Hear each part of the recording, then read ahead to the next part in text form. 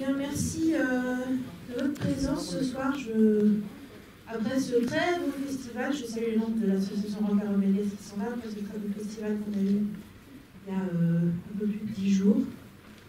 On est heureux de voir que vous êtes encore au rendez-vous, surtout que ce soir, je pense que vous allez découvrir une œuvre, j'espère qu'il va vous plaire et je pense qu'il va vous plaire particulièrement. Je suis vraiment très heureuse qu'on ait pu organiser cette avant-première de Joseph, dont j'appelle à me rejoindre, le réalisateur Aurel, le producteur Jean-Paul Colin. Et je ne sais pas si vous voulez rejoindre tout de suite, on sera après la rencontre ensuite le réalisateur technique Frédéric Chaloux qui peut être dans la salle. Voilà. Il est là, au centre. On va se retrouver à l'émission. Je voulais dire quelques mots. Oui, quelques mots. Oui, on est très content d'avoir d'être ici, parce que c'est vrai que, surtout par les temps qui courent, avoir des salles de cinéma qui sont dynamiques, qui prennent des initiatives, qui défendent le cinéma d'auteur et qui facilitent la rencontre avec des nouveaux réalisateurs, et sans doute un, voilà, ils sont commis dans la tâche. Et puis, qui justement permettent des rencontres et des échanges, on est très content d'être Oméliès à Montreuil. Et sinon, au niveau de la production, on va faire très peu de choses, parce que ce qui compte, c'est le film, parce que maintenant, ça y est, il est fini. Et le plaisir qu'on a eu à le faire. Un film de ce type, c'est un film dessiné, non pas un film animé. Mais Aurel y reviendra, je pense, dans le débat, dans les discussions avec vous. C'est un très très long parcours, c'est des années de travail, c'est presque 10 ans entre le début du projet et aujourd'hui. La sortie du film, c'est mercredi. C'est énormément d'équipes de toute nature, techniques, artistiques, des talents, etc. Et dans des lieux très différents, parce que même sur ce film-là, on est sur plusieurs pays. La France, l'Espagne et la Belgique. Donc il faut un maître d'œuvre de tout ça, et c'est le grand plaisir qu'on a eu, c'est d'avoir quelqu'un comme Aurel qui porte le projet depuis le début. Enfin, c'est vraiment son projet. C'est un peu faire une comparaison avec la musique, c'est un peu à la fois le compositeur et le chef d'orchestre. Et c'est un très long processus, très complexe, sauf qu'on a eu beaucoup de chance de travailler avec lui, dont c'est le premier film, et sa maîtrise de tout ça est d'autant plus remarquable. Donc voilà, c'est un grand metteur en scène et un grand réalisateur qui est en train de naître devant vous. Voilà. Et je dois juste pour terminer dire qu'on est surtout content que le film arrive au bout et il va sortir, et je crois qu'on a bien fait, parce que visiblement il est bien accueilli à la fois par les salles de cinéma et par les médias, et par le public dans les rencontres qu'on a pu faire. Donc je vous souhaite simplement passer un bon moment avec ce film, découvrir Joseph Bartoli, et le film Joseph et donc Aurel, et d'avoir autant de plaisir à découvrir que nous, depuis près de 10 ans, on a le plaisir d'accompagner Aurel dans ce beau projet. Donc je passe la parole à Aurel, parce que c'est lui qui compte ce soir, et le film, bien évidemment. Merci Jean-Paul. Merci d'être là, merci d'être là si nombreux surtout. Je ne vais pas parler trop avant que vous ayez vu le film, je pense que ce sera plus intéressant qu'on échange par la suite. Je crois que Jean-Paul, vous avez déjà dit beaucoup de choses. Ah pardon, comme ça vous m'entendez mieux? Il faut manger le micro, c'est pas plus connu.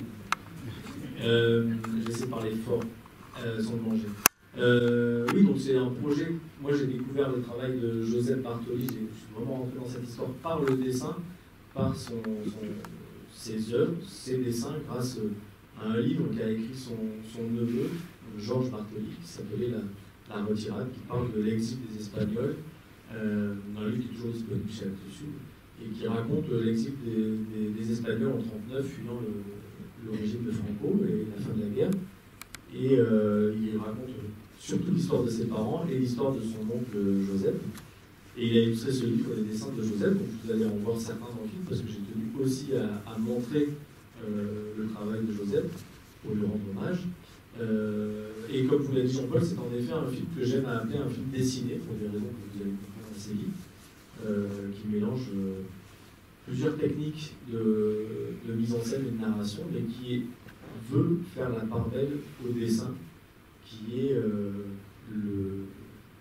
l'outil de Joseph et qui est le mien au quotidien. Et c'était vraiment cette volonté de porter ce dessin à l'écran et de le faire vivre.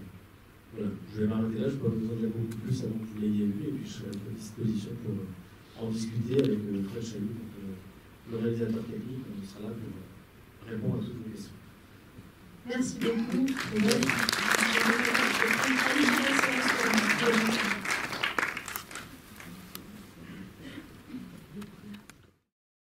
Tras del innombrable muerto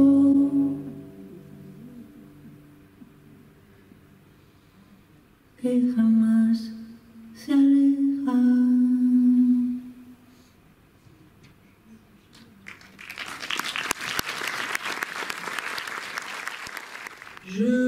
Je vais poser comme d'habitude là les trois premières questions, mais n'hésitez pas dès que ça vous vient, dès que l'envie vous prend, un commentaire d'une question ou l'autre, de me solliciter comme ça.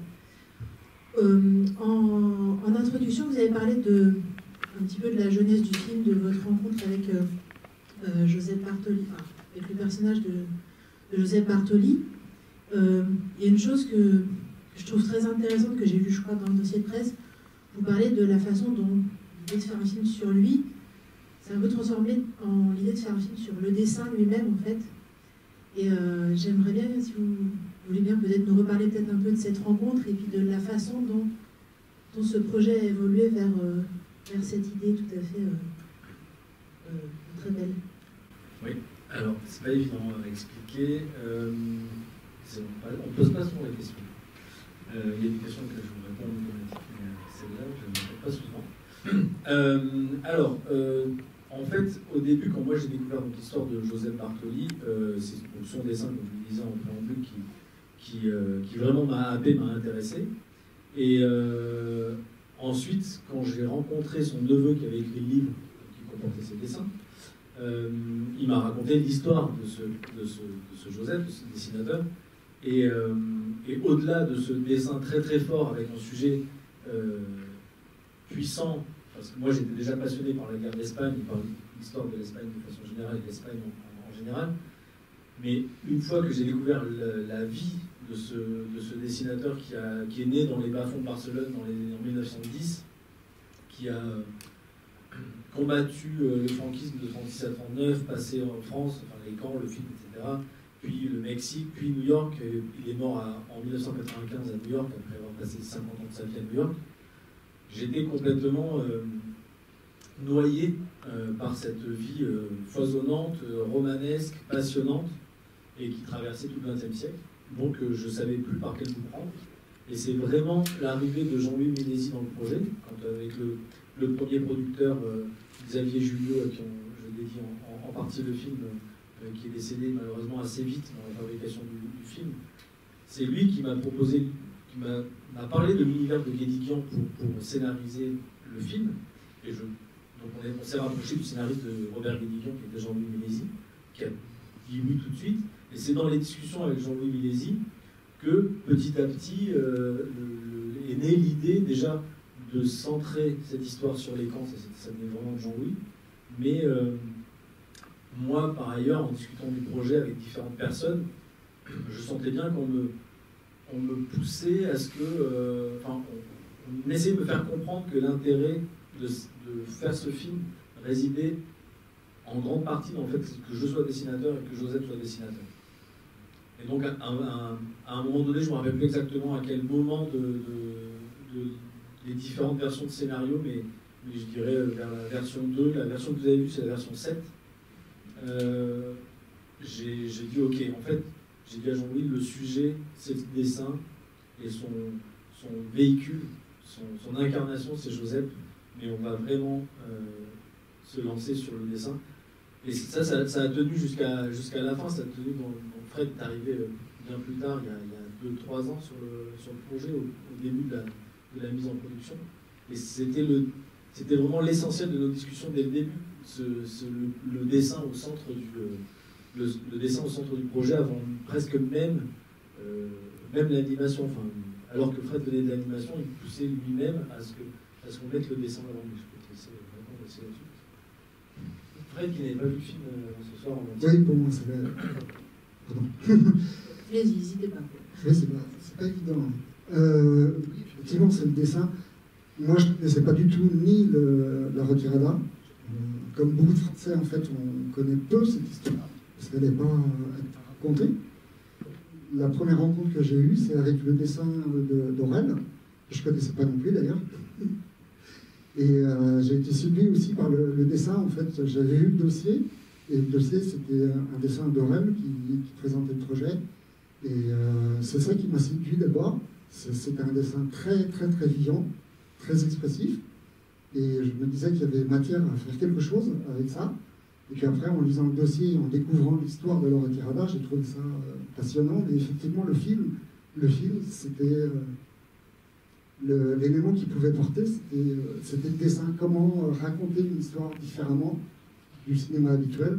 Comment essayer de raconter une histoire avec peu d'animation en se focalisant sur le dessin. Donc c'était effectivement ça.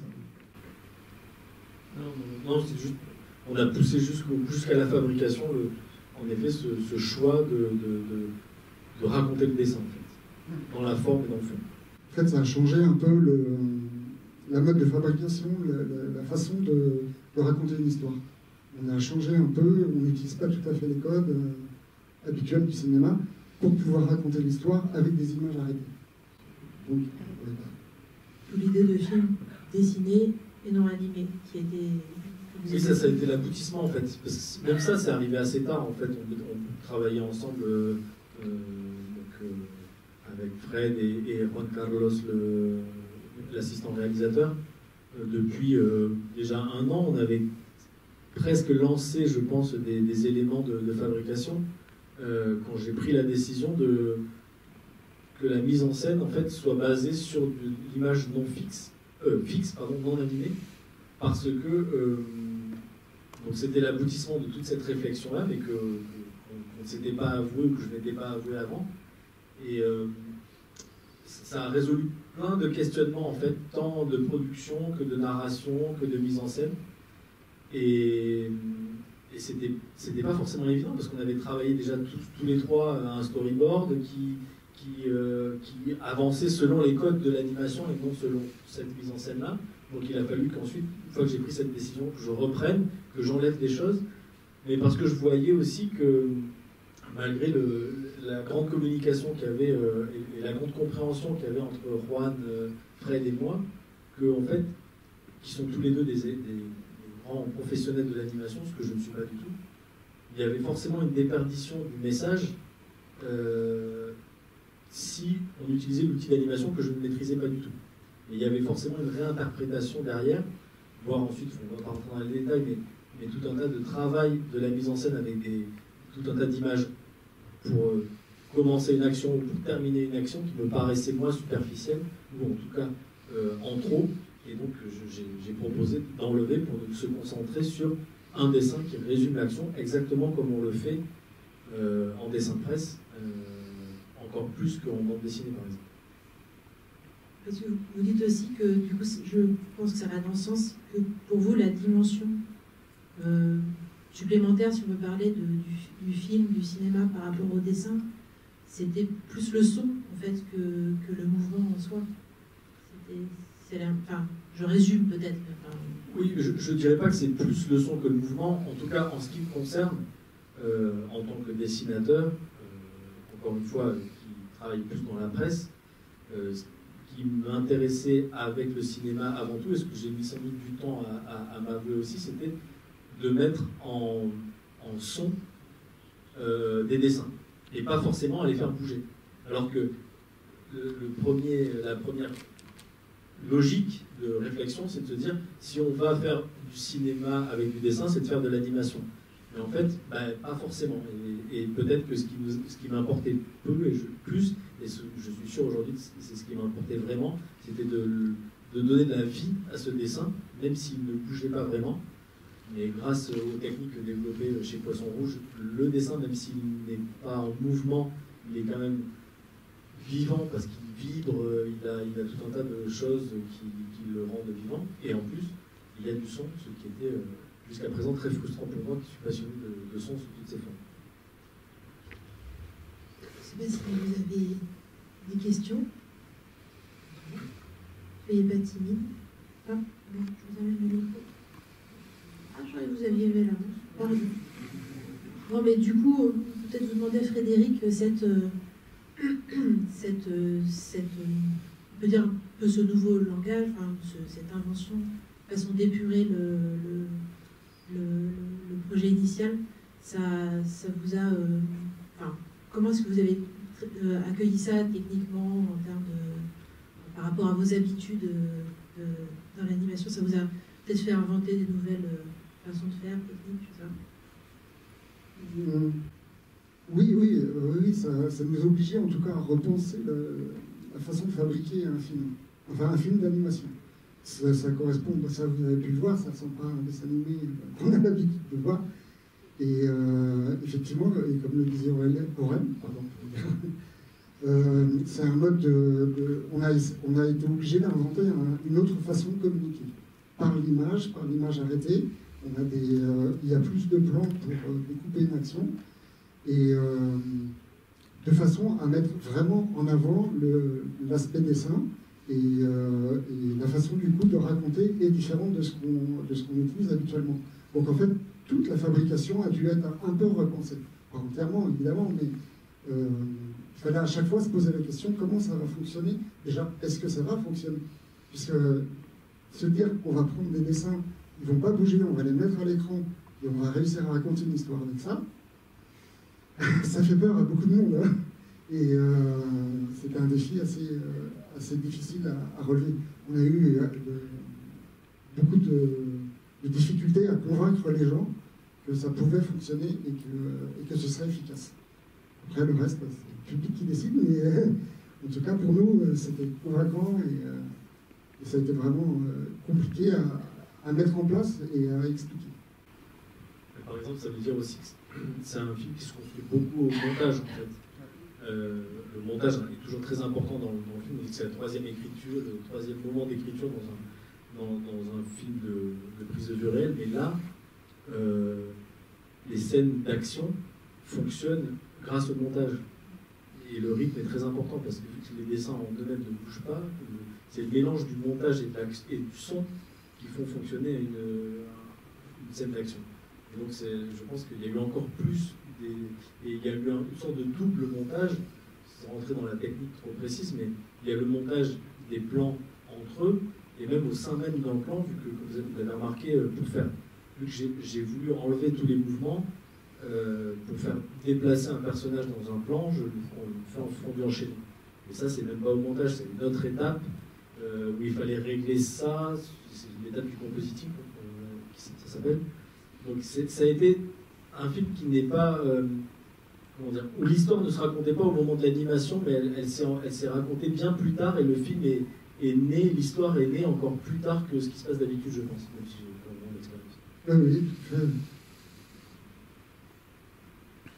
Avis du public, alors.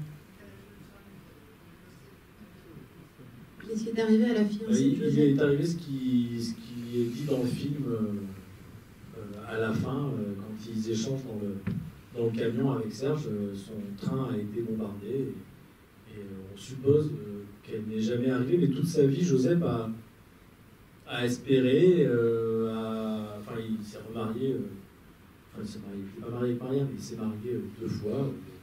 Il a eu une vie bien remplie, mais il a toujours gardé dans un coin de sa tête le fait que on ne savait pas ce qu'il était advenu de Maria et de l'enfant qu'elle portait, donc peut-être ils étaient quelque part. Mais a priori, le train a été bombardé. Efficace.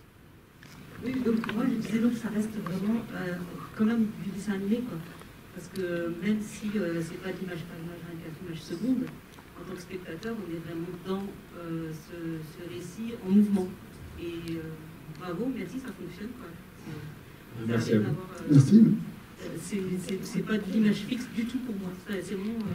Non, c'est pas de l'image fixe, parce qu'en fait, il y a vraiment, alors c'est pas 24, mais c'est souvent 12 en animation, il y a vraiment 12 images par seconde. Parce que c'est ce qu'on appelle des faux fixes. Ça, peut-être vous l'expliquez mieux que moi, mais le dessin n'est jamais figé. Il est toujours vivant. Et en plus, les personnages ne bougent pas, il n'y a pas de mouvement de personnage, mais s'il y a du vent, s'il y a de la pluie, s'il y a de la neige, ça apparaît.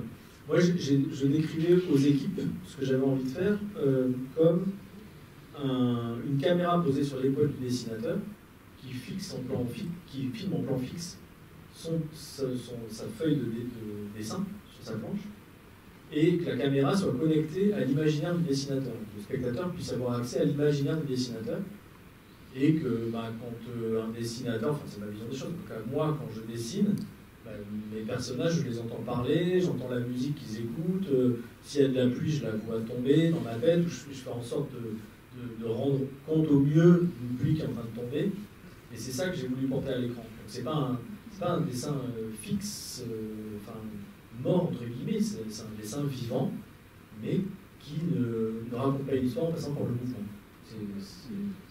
Mais vous faisiez allusion avant le micro aux animations japonaises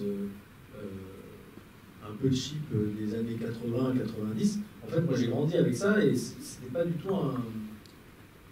c'était pas un problème en soi, c'est-à-dire que ça me dérangeait. Enfin, on en avait parlé, c'était des choses qu'on avait évoquées. Moi, ça me faisait pas peur en soi, parce que c'est un code de narration comme un autre. Et peut-être que dans l'animation classique, quand on veut voir beaucoup de choses qui bougent, c'est quelque chose qui fait peur. Mais moi, ça me faisait pas plus peur que ça.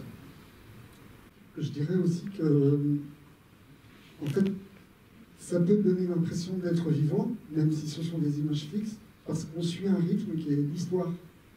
Et à chaque question qu'on crée avec l'histoire, à chaque attente, on va répondre avec une nouvelle image. Et c'est ça qui va donner une sorte de vie, en plus de l'image qui vibre.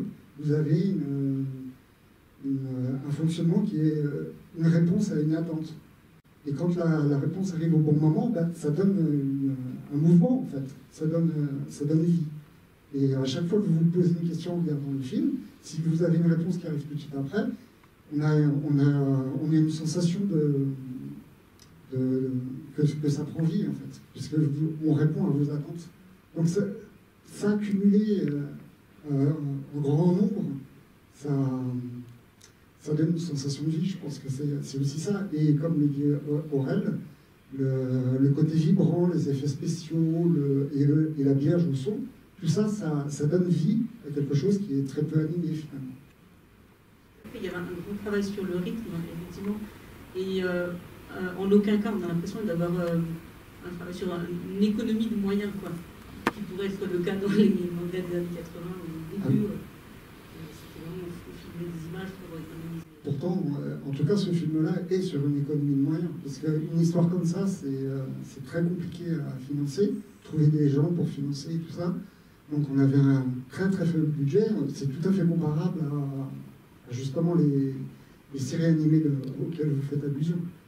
Mais après, c'est vraiment un travail sur comment raconter, quand est-ce qu'on doit changer de plan. En l'occurrence, la principale différence, c'est que ce n'est pas les raisons financières qui nous ont amenés à ce truc artistique, contrairement à une série japonaise, où en fait c'est juste parce qu'il n'y a pas le budget de faire autrement qu'on anime quasiment rien. Merci beaucoup. Merci à vous. On a beaucoup parlé d'images. Moi, j'aimerais bien parler des acteurs et du texte. Parce que les acteurs, c'est pas n'importe qui. Comment ça s'est passé pour Sergi Lopez et tous les autres? Parce qu'on aurait pu avoir des voix un peu anonymes, et ce n'est pas le cas. Est-ce que vous pouvez nous expliquer comment ça s'est passé à ce niveau-là, s'il vous plaît? Ça s'est passé de façon assez simple.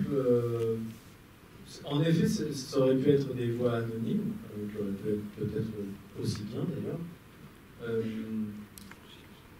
Peut-être du fait que moi je sois totalement, je sois pas du métier, ça me rassurait quelque part d'aller chercher des acteurs que je savais être des bons acteurs, parce que j'avais pas l'expérience derrière moi comme Fred qui a réalisé des séries, des choses comme ça, et donc qui sait travailler avec des acteurs en studio. Moi je savais pas, donc j'ai eu besoin, vu que c'est mon premier film et ma première fois que j'allais vers l'animation, de m'entourer de gens à la réalisation technique, en premier assistant, etc., qui étaient hyper compétents dans leur domaine. Et parce que je fonctionnais comme ça en leur faisant confiance, en leur disant, voilà, moi j'ai envie de ça, mais je ne sais pas le faire. Donc il faut que vous me fassiez des propositions et qu'on avance comme ça. Et donc je pense que ça me rassurait aussi d'aller vers des acteurs dont je savais que c'était des très grands acteurs.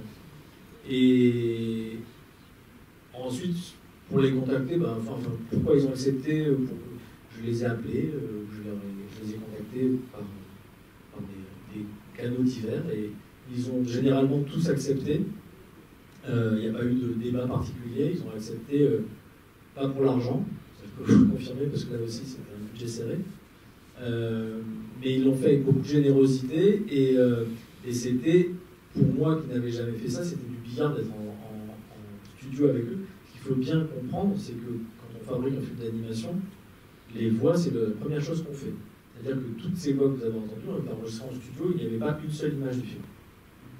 Donc c'est vraiment un travail de l'imaginaire et de création des personnages par les acteurs. Et pour la plupart, ils n'avaient jamais fait ça. Mais en même temps, ils n'avaient jamais fait d'animation, mais ça les rassurait que ça ne soit pas un doublage, et que ça soit en effet une création de personnages ex nihilo, où vraiment ils participent à la création, à l'incarnation de ce personnage. Ce qui permet ensuite aux équipes, et je laisserai Fred détailler, de pouvoir animer, parce que les bouches sont quand même animées, de pouvoir animer, de pouvoir faire vivre les personnages dans le rythme donné par l'acteur, et moi, quand je crée ou que je redessine les personnages ou que je refais la mise en scène ensuite, de m'inspirer de ce rythme et de cette incarnation. C'est très important. Oui, tout à fait. Et je dirais aussi qu'il y a une différence, c'est que là aussi, on n'est pas dans un dessin animé habituel. Et les codes de jeu ne sont pas les mêmes pour les acteurs. Là, en plus, Aurel ne savait pas comment ça fonctionne dans un dessin animé traditionnel. Les acteurs étaient vraiment libres. Habituellement, dans les dessins animés, il y a toujours des façons de jouer qui correspondent aux dessins animés, qui sont des façons de jouer plus ou moins caricaturales, mais en tout cas qui appartiennent à l'univers du dessin animé. Alors que là, ils étaient lâchés, en fait. Ils étaient libres d'interpréter les personnages comme ils le voulaient, et ça a permis aussi de donner plus de vivant, comme s'ils étaient à jouer pour des adultes. Puisque là, c'est un film, en fait. C'est un film dessiné, mais c'est un film où les acteurs étaient libres d'interpréter les personnages exactement comme ils l'entendaient. Ils n'étaient pas perturbés par des images qui existaient déjà, et en fait, moi je leur ai décrit comme une dramatique radio, en fait. Voilà, c'est comme si vous incarniez un personnage de dramatique radio. Et ça leur a plu, et puis ils ont été hyper généreux, surtout qu'ils sont revenus à la fin pour donner de la finesse à leur personnage, donner de l'épaisseur à leur personnage. Enfin, c'est vraiment très très bien passé, que ce soit les acteurs espagnols ou les acteurs français. Merci beaucoup pour ce film. J'ai pleuré quasiment non-stop tout le long. J'ai trouvé ça très fort, très émouvant. Et je me suis posé la question quand vous avez parlé de l'animation japonaise, parce que moi, ce personnage de gendarme qui devient cochon, j'ai pensé évidemment à Miyazaki. Je voulais savoir si c'est une référence aussi pour vous ou pas du tout.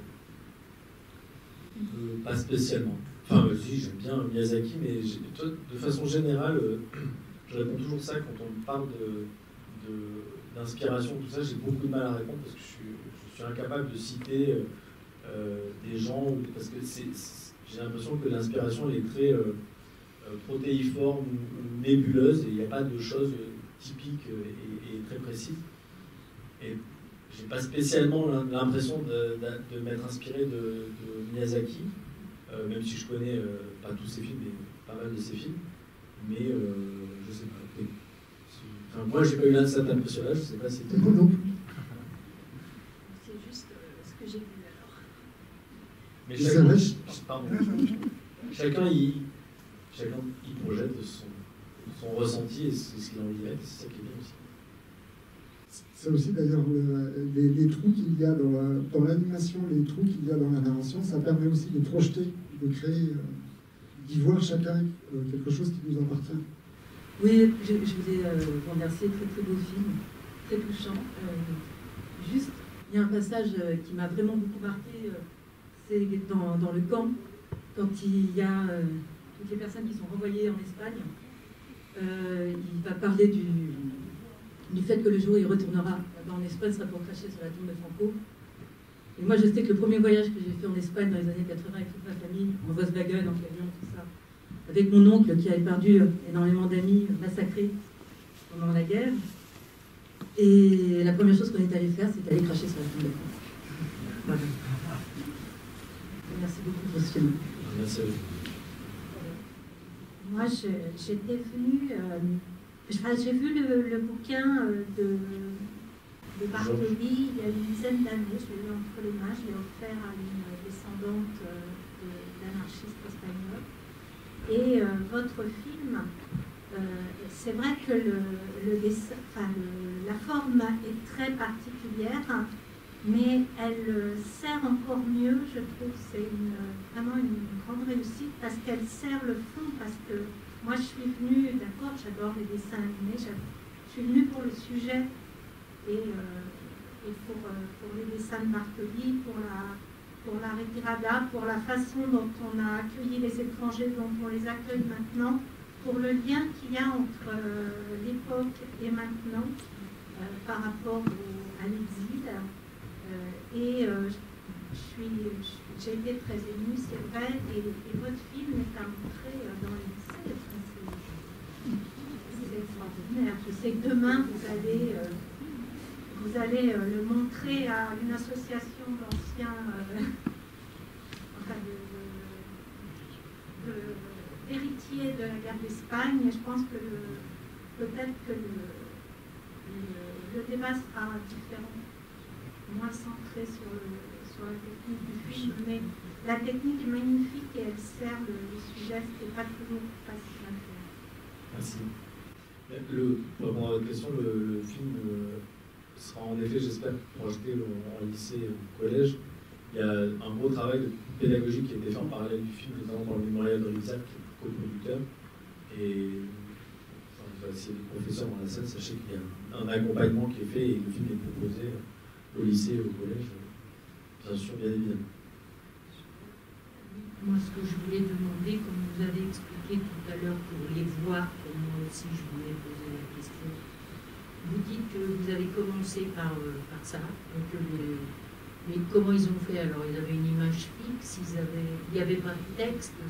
Ah si, le scénario était écrit, bien entendu. En fait, c'est la fabrication du film, la fabrication matérielle du film qui commence par les voix. Et bien entendu, le dialogue est écrit. Parce que je me demandais à quel moment ils savaient qu'ils pouvaient parler. Alors en fait, ils ne savent pas. Enfin, si vous voulez, le scénario est écrit, on sort tous les dialogues du scénario. Et on propose, on demande à Sergi Lopez de venir en studio. Alors moi j'ai tenu, ce qui n'est pas le cas de tous les réalisateurs, mais j'ai tenu à ce que ceux qui ont des dialogues ensemble soient ensemble dans le studio pour pouvoir justement répondre. Et d'ailleurs, l'intérêt de ça, c'est que quand on avait Alain Cauchy et François Morel qui font les deux gendarmes salopards ensemble, des fois ils étaient partis et puis ils ont inventé des répliques qui se retrouvent dans le film mais qui n'étaient pas dans le scénario. Parce que justement c'était génial, ça marchait, donc on a un peu adapté les choses pour les mettre dans le film. Donc ça c'était aussi une grande liberté, ça donne de la vie. Mais ensuite, donc chacun a ses dialogues. Donc on mettait Bruno Solo et Sergi Lopez dans le studio, ils faisaient tous leurs dialogues. Ça va très vite, hein, parce qu'il n'y a pas, en cumulé, il n'y a pas beaucoup de dialogues. Donc ils étaient là une demi-journée ensemble. Ils font tous les textes qu'on leur demande de faire, de lire, en leur expliquant grosso modo qu'est-ce qui se passe avant, qu'est-ce qui se passe après, pour qu'ils y mettent le bon jeu, la bonne intonation. Et à partir de ça, nous on récolte toutes ces bouts de son et on les colle, enfin on les donne à chaque animateur. Enfin, ça, c'était exactement le travail de Fred, qui gérait les équipes techniques, de dispatcher chaque scène à tel ou tel animateur, tel ou tel dessinateur, et de lui donner les dialogues pour créer la scène, enfin le personnage, parce que les décors étaient encore faits dans notre studio. Tout ça, c'est très Ikea comme animation dans tous les sens. Hein. Et alors ils ont, bon, ce sont de très bons acteurs que vous avez choisis pour les voir, mais ils n'ont pas le droit tellement à l'erreur alors, parce qu'ils ne peuvent pas recommencer un métier. Ah bah si. On est en studio, ils peuvent, vu que rien n'existe avant, ils peuvent faire. D'ailleurs, ils font. Quand il a fallu que je choisisse les bonnes prises, je peux croire que je estimais qu'ils en avaient fait beaucoup trop d'éléments. Parce que faut choisir la bonne réplique sur 10 prises, multipliée par 200 lignes de dialogue. Surtout François Morel. Ils ont tous leur façon de faire. Valérie Mercier fait 50 fois la même phrase d'affilée. Il faut aller piocher la bonne. Bonsoir. Moi, ce qui m'a motivé le plus dans le fait de venir, c'est le sujet. Parce que je suis fille de républicain. Mon père avait 18 ans 36. C'est l'Argelès qui l'a dit. Oui, l'Argelès, pour s'échapper des camps où il n'y avait pas 36 000 solutions. Il restait, trouver un point de chute, retourner, ou la Légion étrangère. Lui, en mars 1939, ça a été la Légion étrangère, puis volontaire pour le Front français, puis prisonnier à la Débac, puis Mackenzie. Donc, évidemment, le sujet ne pouvait que m'intéresser. Et ce que je regrette, comme vous avez dit que vous ne connaissiez pas la retirada, c'est l'impasse qui est faite dans l'enseignement sur les guerres civiles. L'importance de la guerre civile, elle est complètement effacée dans les programmes de nos jours, de nos jours. Et en Espagne aussi, ce qui est le comble. Voilà. Oui, c'était pas la raison première de faire ce film, mais en effet, c'était un des intérêts de travailler. Enfin, comme je vous l'ai dit, la vie de Bartoli, elle est grande, elle est large, et la proposition de Jean-Louis Millésy, scénariste, d'ancrer le film, le scénario dans un premier temps, sur cette partie-là de l'histoire de Bartoli, elle avait plusieurs raisons et plusieurs forces. Une d'elles étant justement que cette histoire est méconnue, qu'on avait envie de la faire connaître. Mais aussi, ça c'est un truc qu'on n'a pas évoqué, mais cette histoire, c'est une histoire espagnole. Enfin, José Bartoli, il est espagnol, catalan précisément. Et nous, on est français avec Jean-Louis Millésy. C'est un film français, un réalisateur français, un scénariste français. Donc, quelle légitimité on avait pour raconter une histoire espagnole et une histoire d'un espagnol. Donc, en fait, le fait de raconter ce passage dans les camps et pour Jean-Louis Millésy de passer par un narrateur français permettait de nous légitimer à raconter cette histoire. Je profite de la proximité du micro pour vous poser deux questions. La première, c'est les dessins de Bartoli, où sont-ils conservés? Aux États-Unis, peut-être? Sans doute. Peut-on ou peut-on les voir? Ça, c'est la première question. Est-ce que vous avez été sollicité ou est-ce que vous avez prospecté pour que ce film, que je trouve très original, soit projeté en Espagne, et notamment en Catalogne? Alors, je vais répondre à la deuxième question en premier parce que c'est très rapide. Le film est coproduit par un producteur catalan et sort en Espagne le 4 décembre. Il sera montré pour la première fois au public espagnol. Il est en compétition officielle au Festival de Valladolid de fin octobre. Donc tout ça sera assez rapide. Les dessins de Bartoli sont un peu disséminés. Grosso modo, quand on a commencé le film, j'ai commencé à m'intéresser au sujet. Ils étaient dans 3 endroits. Chez l'homme de confiance et bras droit de Joseph Bartoli, qui s'appelait Jaume Canyameras, qui vivait, il est décédé il y a quelques années, à côté de Barcelone. Et il avait, lui, toutes les archives de Bartoli. C'était vraiment lui qui avait tout. Ils étaient très proches. Voilà. Ensuite, il y avait une partie qui était aux archives de Barcelone et de la Catalogne. Parce que Joseph avait donné lui-même une partie de ses œuvres et en contrepartie avait une sorte de rente qui venait de la Généralité de Catalogne. Et la dernière et plus importante, non, parce que les archives de Jaume Canyameras c'est quand même très important, mais toutes les archives new-yorkaises et une partie des dessins des camps qui venaient surtout de la partie qui était passée par le Mexique et qu'il avait gardé avec lui étaient à New York. Et ils sont toujours dans un box sécurisé dans le Upper West Side, à côté de chez sa veuve, qui vit toujours. Hein.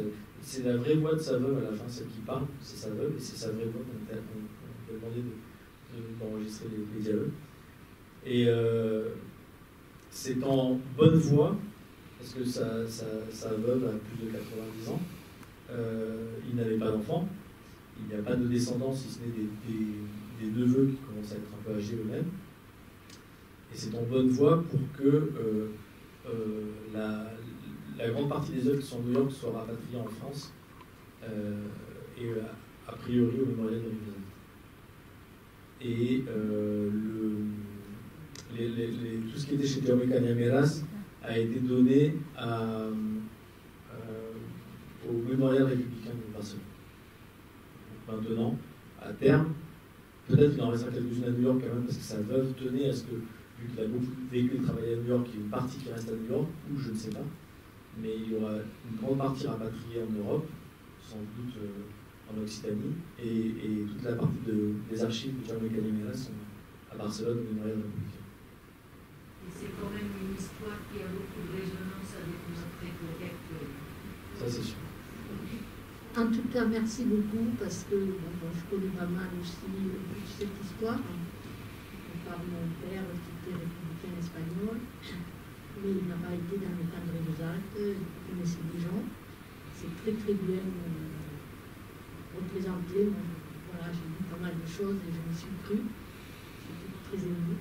Par contre, vous ne parlez jamais, vous ne dites pas dans quelle partie il était Bartoli. Joseph, il était au Poum, non? Non, il n'était pas au Poum. En fait, on en parle un peu à la fin quand ils sont dans la maison de Trotsky. De Trotsky, je ne sais pas si ça de Trotsky.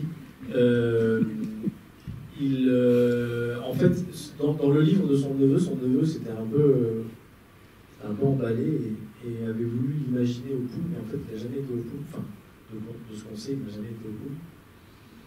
Mais il a changé comment dire, d'obédience au cours de la guerre, sans doute en fonction des possibilités, de ce avec qui il pouvait aller au front, etc. Il est monté au front avec les anarchistes en 1936 et en 1939, quand il est passé en France, il était commissaire politique communiste. Il avait fait un grand écart quand même. Et c'est ce qu'on évoque un peu à la fin dans la maison de Trotsky quand il dit voilà, j'avais d'un côté un trotskiste, de l'autre côté un anarchiste. Moi j'étais potentiellement dans la même tranchée que Ramon Mercader, l'assassin de Trotsky, mais qu'est-ce qu'on aurait partagé? Donc les trucs avérés qu'on a, c'est qu'il était commissaire politique. Enfin, il a commencé anarchiste et qu'il a fini commissaire politique communiste. Ce qui n'était pas, ça en faisait pas un type très sympathique. Il était commissaire politique du Parti communiste. On va dire, c'est pas ceux qui ont le plus gros rôle dans la guerre d'Espagne que les républicains. Ah oui, tout à fait. J'imagine que son neveu, c'est ça, Georges quel est son rôle en fait par rapport au film en termes d'éléments, comment dire, je cherche le mot, biographique pour toutes ces histoires, savoir ce qui est arrivé à sa femme, enfin, quelle a été la part aussi de... C'est lui qui nous a donné toutes les infos au début, et ensuite qui nous a guidés, Jean-Louis et moi, sur connaître mieux ce personnage, mais sur les éléments historiques, c'était plus dans les archives de Jaume Cañameras qu'on est allé chercher, même si c'est une fiction, c'est pas un documentaire. Et ensuite, il nous a beaucoup aidé, il a suivi tout le film, et il nous a beaucoup aidé. Il vit toujours dans les Pyrénées, et il connaît très très bien tous ces lieux, les camps, et il a fait pas mal de repérage, parce qu'on cherchait, il y a des lieux qu'on cherchait, par exemple, ce qui a donné la caserne des militaires. Voilà, c'est lui qui nous a, on lui a dit ce qu'on cherchait, il nous a emmené sur plusieurs lieux pour qu'on repère vraiment c'est un lieu qui existe, qui n'est pas du tout une caserne, mais on supposait dans le scénario que ça avait été réquisitionné. Et on a fait, par exemple, avec lui aussi 2 fois la traversée des Pyrénées entre le dernier village catalan sud et le premier village catalan français, dans les pas de Joseph. Voilà, on a fait ça au mois de février pour, pareil, repérer prendre des photos et sentir un peu l'ambiance de ces lieux-là en plein hiver.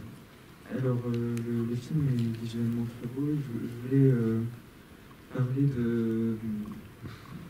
Il y a comme 3 moments au niveau de l'esthétique du film, 3 différents types de dessins, couleurs et d'animation. Il y a celle de l'histoire de Joseph et Serge, celle de Serge et son petit-fils, et puis après Joseph très âgé. On voit vraiment des couleurs, des traits, et d'animations très différentes. Et puis, moi je connais pas du tout l'œuvre de Bartoli, mais ça a l'air d'accompagner l'évolution de son style. Au début, on voit ces traits sombres, juste des traits, puis après, à la toute fin, on voit une peinture très colorée. Alors, j'aurais voulu vous demander si vous voulez bien nous parler de ces différentes types d'esthétique qu'on voit pour ces un peu 3 temporalités dans le film. Qu'est-ce que ça veut dire de la temporalité du récit et puis de la vie des personnages?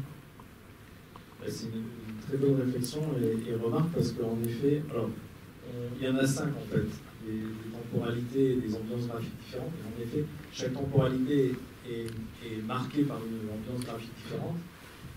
Et en effet, il faut mettre à part un peu la partie qu'on a appelée contemporaine, qui est du grand-père et du petit-fils, parce que bon, ça, je le voulais de facture assez classique, d'animation assez classique, et c'est presque ce qui est le plus proche, entre guillemets, de ce que je fais par ailleurs. Et dans la partie qu'on appelait mémorielle, qui est tout le reste, je me suis inspiré, en effet j'ai créé des univers graphiques différents pour chaque temporalité pour que ça soit plus simple pour que le spectateur ne se perde pas. Et chaque ambiance est en effet calquée entre guillemets sur les différentes évolutions du style graphique de Joseph. C'est-à-dire tout ce qui est dans les camps, en effet c'est quelque chose qui est plutôt au trait, quasiment sans couleur. Pour la partie mexicaine, il y a plus de couleurs, il y a l'apparition de la couleur, parce que vraiment dans l'œuvre de Bartoli, c'est le cas. La couleur, on voit apparaître de la couleur par quelques touches d'aquarelle au moment où il reste un an ou 2 au Mexique. Et puis, quand il passe aux États-Unis, il passe 50 ans, donc son style évolue, mais déjà, il abandonne un peu le dessin de presse classique, et il fait des choses plus artistiques, d'illustration de presse, mais en abandonnant le dessin purement politique. Et il va tendre jusqu'à la fin de sa vie, il était quasiment aveugle en tendant vers l'abstraction, toujours très imprégné de son graphisme et de son dessin précieux, mais en tendant vers l'abstraction. Voilà, ces éléments de sa façon de travailler dont je me suis inspiré pour créer chaque ambiance graphique. En effet, on en compte 5, celle de la contemporaine du grand-père et du petit-fils, les camps, Mexique, New York, Valentin à la fin quand il est à New York, et New York de Joseph Vieux qui peint, qui est encore une autre ambiance. Merci pour cette dernière question très pertinente. Merci beaucoup, Aurel. Merci à tous. Merci Julien Chani pour votre présence sur ce film. Merci de la distribution générale qui nous a permis de passer l'avant-première aujourd'hui. Donc le film sort mercredi sur les écrans, ici notamment. Donc je crois qu'il vous a plu, j'ai cru comprendre par vos questions de votre présence. Parlez-en autour de vous, c'est vraiment important, je le dis souvent, mais ce n'est pas qu'une formule. Les premiers jours, les premières semaines de la vie d'un film en salle sont très importantes, particulièrement en ces temps un petit peu moroses. Et pour rebondir sur une des questions, s'il y a parmi vous des enseignants ou des gens qui connaissent des enseignants, on peut organiser des projections scolaires, même après que le film ait, entre guillemets, quitté l'écran en sens public. Donc ne vous fiez pas forcément au programme. On a le temps, si vous avez envie d'en parler à des gens que vous connaissez, n'hésitez pas, c'est tout à fait possible. On les accueillera avec plaisir. Merci à tous les deux. Merci. Merci. Et très bonne soirée. Merci.